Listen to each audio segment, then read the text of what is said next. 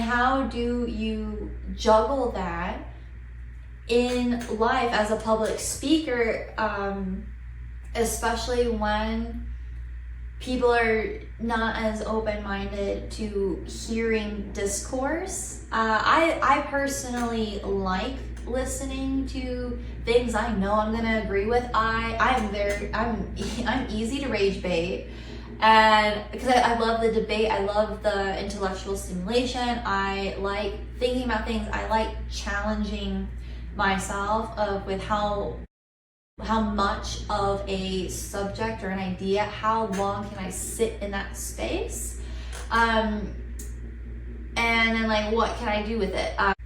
Also find that it's really hard for me to know what it is that I actually believe.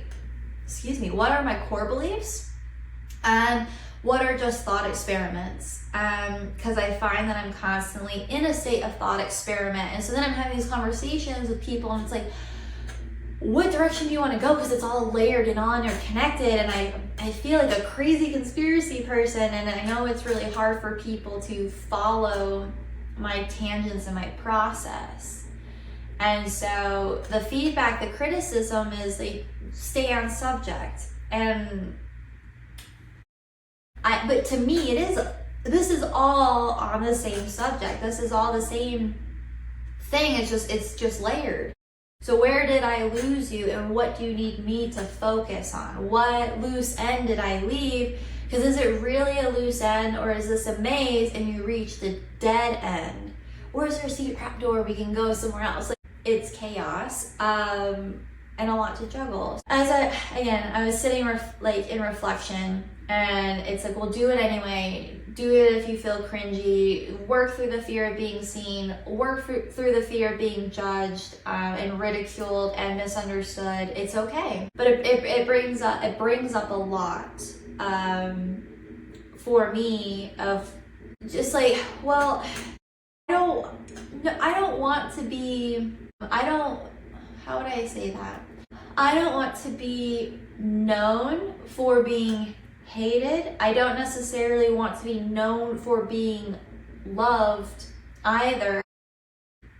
I don't even know if I want to be known, but there is like a legacy, like I'm alive for a reason. I think the way I think for a reason, and you're trying to figure out like what the fuck to do with yourself. So you follow a script, which I did, which like kind of goes back to like Riley nudging me off of this. Is like I followed the script, I got the medical degree, like I was living the American dream and the life, and I was still miserable.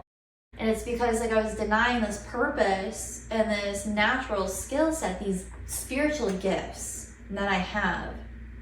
And other people see them, I see them as not really a gift. Sometimes I see them as a burden, because I don't think people understand. I don't think the world is necessarily ready for some of the things that I think or say. But I also know I'm not necessarily alone. Heard and met other people who say it, so it's like, well, they can say it confidently. But here's the thing, then you find out like, well, they're just saying stuff for views. I don't want to just say things to be I want things to be meaningful. I want things to fucking matter. I don't want to just be doing it for no reason.